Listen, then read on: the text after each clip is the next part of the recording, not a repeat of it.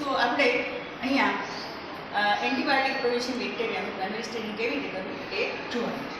તો સૌથી પહેલાં આપણે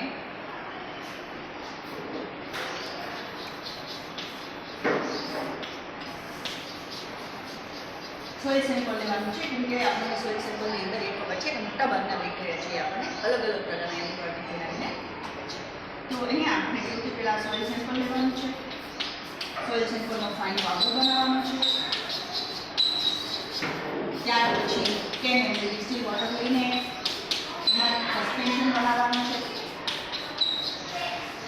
સસ્પેન્શન બનાવતી વખતે આપણે 1 ગ્રામ સોઇલ લેવાનું છે. આ સસ્પેન્શનની અંદરથી આપણે 0.1 ml ક્વોન્ટિટી લઈને આપણું જે ન્યુટ્રિયન્ટ આધાર પ્લેટ છે એ ન્યુટ્રિયન્ટ આધાર પ્લેટની અંદર આ રીતે પિપેટની મદદથી સેન્ટરમાં ડ્રોપ મૂકવાનું છે 0.1 ml, અને ત્યાર પછી એને સ્પ્રેડરની મદદથી આપણે ફેલાવી દેવાનું છે આખી પ્લેટની અંદર. આ રીતે સ્પ્રેડિંગ ટેકનિક કહેવાય આને. ત્યાર પછી એને આપણે 24 અવર 37 ડિગ્રી સેન્ટીગ્રેડ ટેમ્પરેચર ઉપર ઇન્ક્યુબેટ કરવા મૂકી દેવાનું છે.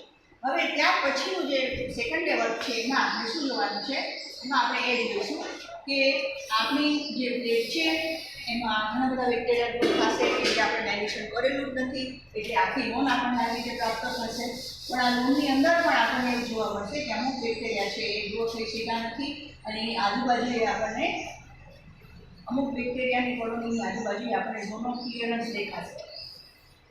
આ રીતે તો અહીંયા ઝોન ઓફ ક્લિયરન્સ આ રીતે આપણને દેખાય, એનો મતલબ શું થાય છે કે એ જગ્યાએ બેક્ટેરિયા બીજા છે ગ્રો થઈ શકતા નથી. બરાબર, એક બેક્ટેરિયાએ એવો કંઈક પદાર્થ પ્રોડ્યુસ કર્યો છે, એવું એન્ટીબાયોટિક બનાવ્યું છે કે જેને કારણે બીજા બેક્ટેરિયા છે એનો ગ્રોથ અટકી જાય છે, ત્યાં એ જગ્યામાં ગ્રો થઈ શકતા નથી.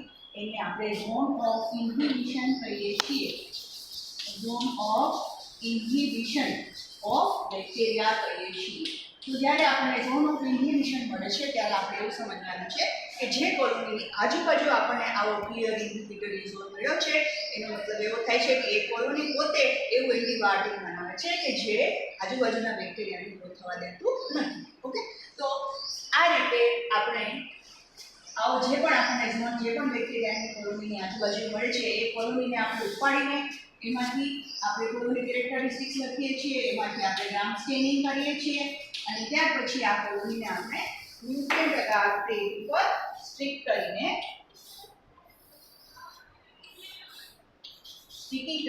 આપણે એનું પ્યોર કલ્ચર મેળવીએ છીએ આ રીતે. અને પ્યોર કલ્ચર આપણને મળી જાય ત્યાર પછી આપણે એને સ્લાન્ટ ઉપર લઈ લેવાનું છે. આ રીતે આ કોલોનીને પછી આપણે સ્લાન્ટ ઉપર લઈ લેવાની છે, અને ત્યાર પછી આપણે એને સાચવીને રાખવાની છે, અને આપણું જ્યારે સેકન્ડરી સ્ક્રીનિંગ ચાલુ થાય ત્યારે આપણે એને વાપરી શકીએ. તો આ જે મેથડ મેં તમને કીધી એ મેથડનું નામ છે crude plate technique. Crude plate technique. હવે એને ક્રૂડ પ્લેટ એટલા માટે કહેવામાં આવે છે કે અહીંયા બધી જાતના બેક્ટેરિયા છે એને શક્યતા છે પૂરેપૂરી કે બધા ગ્રો થઈ શકે. અહીંયા જે મેઝોફિલિક છે બધા ગ્રો થવાના છે, ન્યુટ્રોફિલિક છે બધા ગ્રો થશે. અહીંયા આપણે ડાયલ્યુશન કરેલું નથી, એટલા માટે બધા બેક્ટેરિયા એકસાથે ગ્રો થઈ ગયા છે અને આપણને કોઈ જાતનું આઇસોલેશન મળતું નથી, એટલે આપણે એને ક્રૂડ પ્લેટ ટેકનિક કહીએ છીએ. ઓકે, તો આ જે ટેકનિક છે એનો સૌથી મોટો ગેરફાયદો એ છે બાળકો કે આપણને એ ખબર પડતી નથી કે કયા બેક્ટેરિયા ઇન્હિબિટ થયા.